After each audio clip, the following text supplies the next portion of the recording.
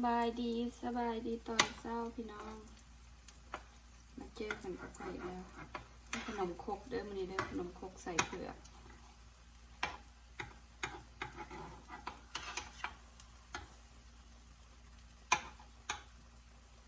แนวใดสบายดีกันบ่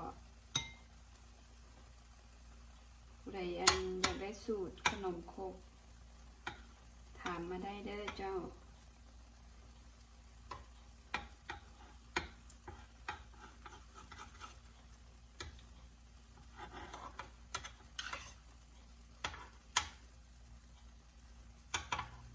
กำลังแคะขนมครกขอยอดอันนี้ก่อนถ้าที่ยอดเท่ากับต้องใส่น้ำมันก่อนเด้อสุนเจ้าเอาน้ำมันหยอดลงไปเราต้องเปิดไฟแห้งนะพี่น้องผู้ใดจะได้สูตรขนมครกคอมเมนต์เข้ามาได้เด้อบอกสูตรผู้ใดปิดบังสูตรอีหยังดอกถามได้เด้อเจ้า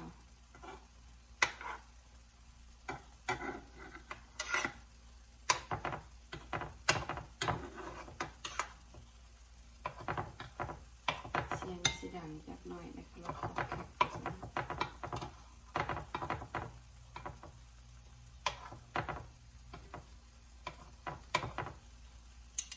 ต้องใส่2 หม้อนะเจ้าเวลาแกะขนมครก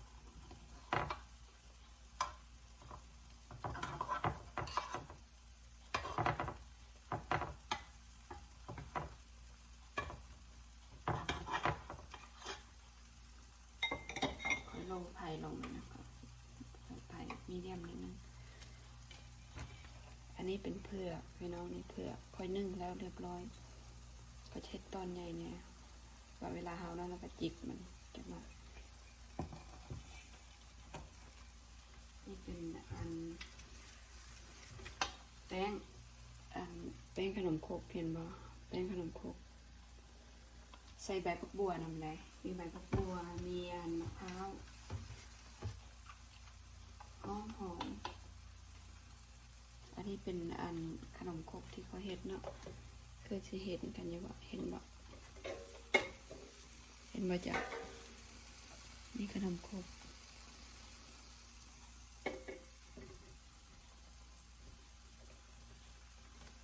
เห็นกันบ่จ้ะ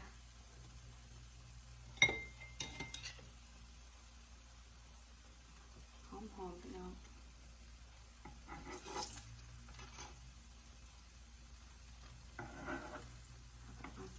ใส่กันเลยสิ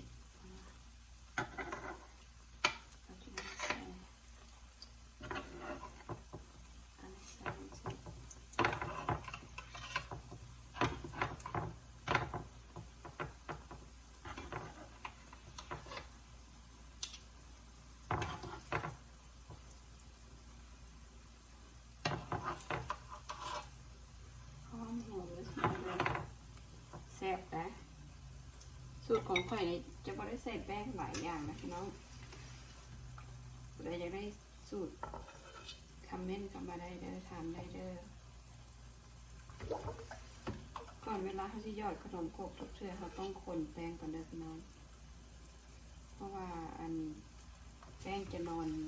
ก้นไหนอันทำบกคนนะคะต้องคน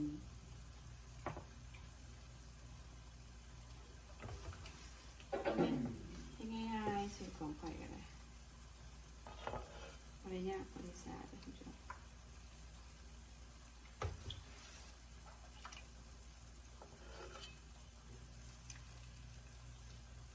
เปิดเพลงฟังยังไม่ได้เปิดแล้วก็มาหยอดเผือก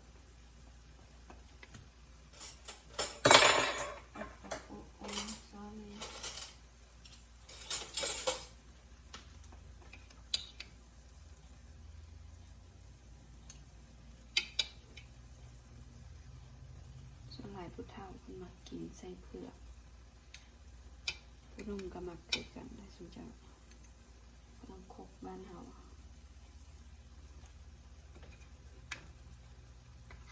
ผักซับสไครต์ผักกันกดไลค์กดแชร์ในเด้อ YouTube ผักติดตามในเด้อ ค่อยเป็นคนมากเบิ่ง YouTube นะสมเจ้าเป็นคนมากอันนั้นเบิ่ง YouTube ในทุกมื้อเลยบ่มีมื้อใดว่าบ่เบิ่ง YouTube นะเป็นคนมักเบิ่งก็เลยมาเฮ็ดคลิปลง YouTube ว่าอยากเป็นดัน Memory ว่าซั่นจ้ะ Memory แม่นเบิ่ง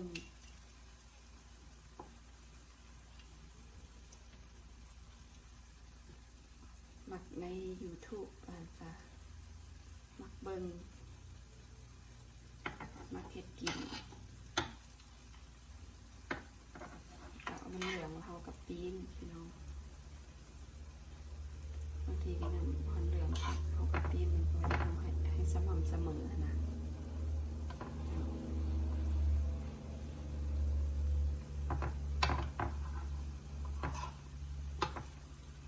บ่ได้ยากได้เฮ็ดขนมกบ